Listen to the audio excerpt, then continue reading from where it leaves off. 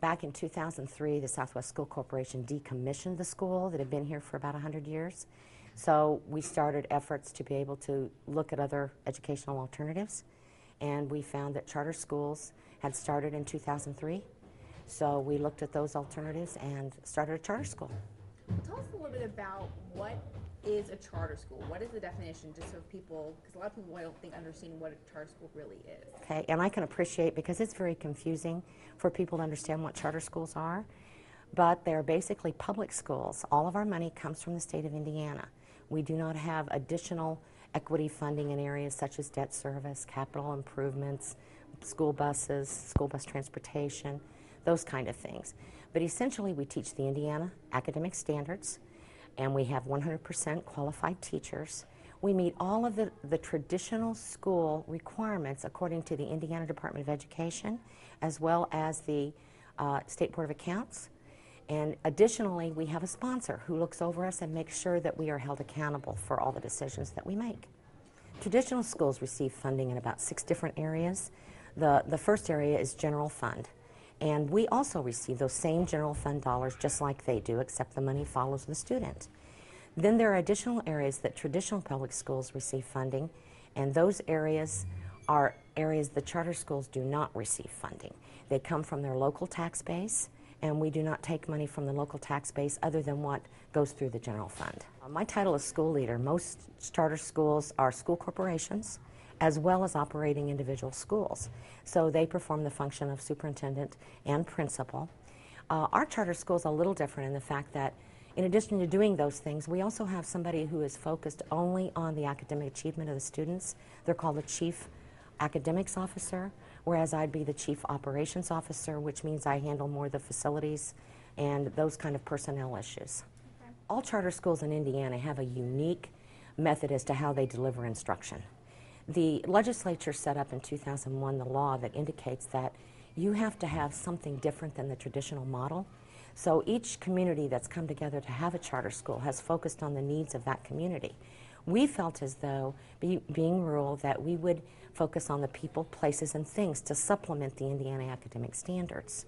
Therefore, we also feel that there are certain rural values we have, being the Indiana's first and only rural charter school, and that would be that small class sizes. We set our limits at 19 students per class. The school is set to have a maximum of 180 students, and at Rural Community Academy we currently have 139 students, and those students are divided into classrooms K through 8 with a maximum of 19 students per classroom, because we feel as though smaller is better. You will find most charter schools in Indiana are in major metropolitan or urban areas. We're the only rural charter school, so we do not have at this time a curriculum for high school. We encourage parents to utilize choice as to whether they want to send their students to a local facility or homeschool, and hopefully in the future we're going to have virtual charter schools. Charter schools, I can understand why people are confused about them, because they are public schools. We do not choose our students. That is a myth. We are totally focused on the Indiana academic standards and student achievement. And if almost all charter schools have waiting lists, and in those waiting lists, students are chosen by lottery. All Indiana charter schools are open to all Indiana students. Therefore, they cannot choose which students that they take. And I think that's one of the biggest myths with the charter school movement. We are required to take any student that applies until we reach our maximum limit. Then we are required to have a lottery. We find that in a small rural area such as this, that we have students that do move in and out of the area, and we are full in some classes we could still take students. It varies throughout the year what the enrollment can be, but we've had new students, even 3 this last week. Any student that is in Indiana can participate in the charter schools. And our school, for example, has students from the majority, Sullivan County, but then again we have some also from Vigo County. So they can come any distance that their parents are geographically able to get them to school and pick them up from school. Our transportation system is very limited. We cannot go to people's homes because that wouldn't be fair to everyone, although it is important that we have some kind of transportation at pickup points. The state legislature back in 2001 decided that Indiana's educational model needed to change. And that's why they even started charter schools, new ideas for new student achievement. So that movement's been fairly successful. And now we are at the point that we're looking at expanding the charter school movement. And with that expansion is going to come some kind of concern about educational reform. And we can certainly appreciate teachers, and we appreciate all the things that they contribute to the education of a child. But the competition is good for kids, and we feel that parents deserve a choice. They're taxpayers also, and the voucher system or whatever allowing that money to follow the student has already been implemented somewhat with the charter school movement, and I see no reason why it can't expand.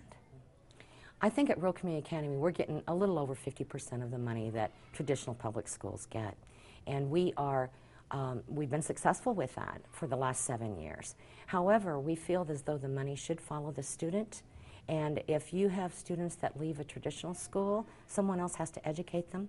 So therefore, it's really the student's money and not the corporation's money.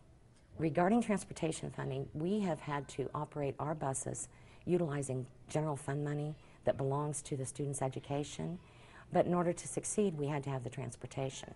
So additional funding would help us give even more for students for student achievement.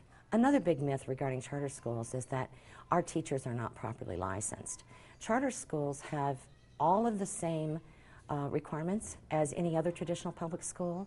100% of our teachers are highly qualified, and we all have to have at least a minimum number of school days, all of those kind of things that traditional schools do. Traditionally, charter schools have a little less regulations and give us a little more freedom in exchange for more accountability. And I can see that there are some differences, minor ones, but we would not have to have the 180-day requirement.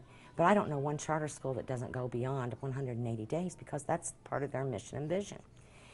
In addition, we are freed in certain areas regarding the State Board of Education, but we are held way more accountable because of our authorizer. And in the charter school movement, if in 4 years you do not pass your standardized testing, the authorizer will close you. 293 public school corporations, and there are 62 charter schools. If you look at the top 25 schools that's shown improvement this year, you'll find that the majority of the ratio are charter schools. Regarding the bottom four, regarding the last 50 school corporations to perform, there are 4 charter schools in that category, but if you look at their history, they're only a year old. They've not had that opportunity to catch up to their traditional counterparts.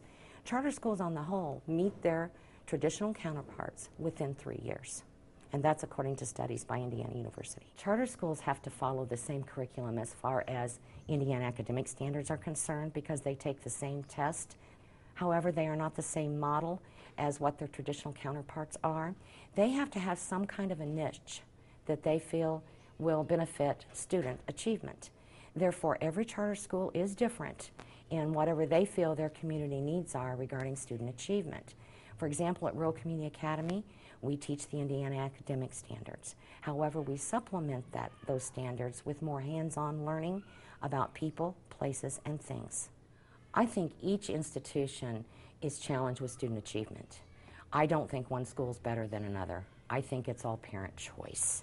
And when having been a teacher eons ago in a classroom, traditional classroom, I love school. I love traditional public schools.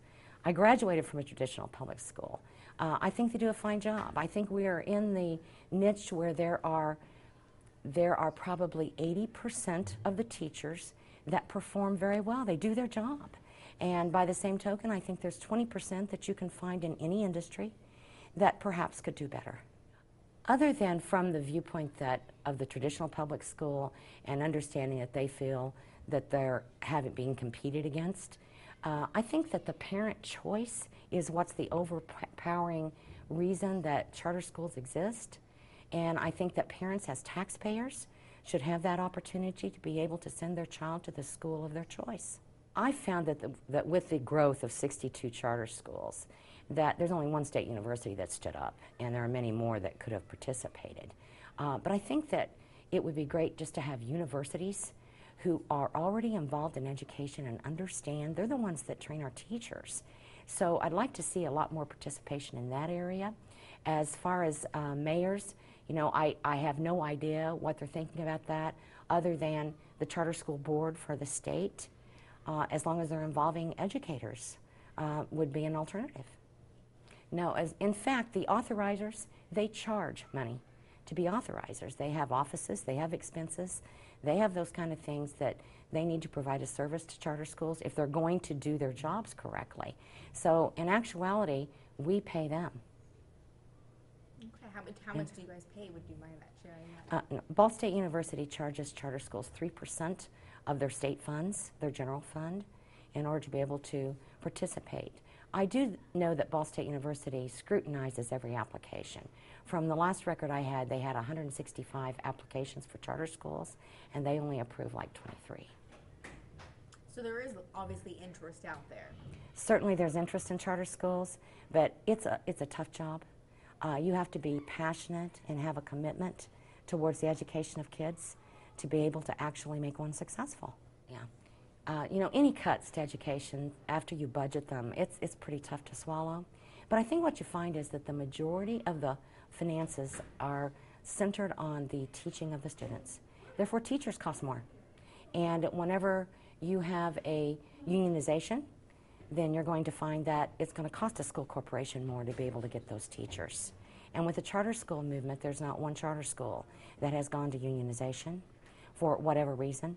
And we like to think it's because we've got good teachers who are passionate about education. You know, we feel teachers are very valued, and we'd like to give them a lot more money than what we can afford to give them. But I think that you have to look at their passion for education, and that's why they want to be in the charter school movement. And we can't compete with the salaries that are offered by traditional public schools. We utilize a merit-based pay as well as rewarding them for their tenure, even though we do not have the word tenure as part of our personnel package. But we find that teachers are valued, they deserve more money, but they also need to be, just like any other industry, they need to be held accountable also. Personally, I have a little concern with utilizing standardized testing as they are now given with the I-STEP to utilize for teacher evaluations. However, if the I-STEP were a growth model to where you could actually see change from one student to their progress by the end of the year, I see nothing wrong with that. But traditional public schools don't utilize the standardized tests that we utilize. In addition to the I-STEP, we also have the NWEA, which is the Northwest Evaluation Association. And that test shows growth. And growth is what we're after, no matter what the intelligence quotient of the student is. NWEA is popular in many states, and that testing is done on a computer. The results are immediate. In addition, they have many reports telling us what that student knows, what that student doesn't know, or what that student is weak or strong in. Therefore, we can focus individualized learning in those areas. What does it test in terms of subjects or criteria? It tests not only reading, language, arts, and math, but you can also have science and many other areas.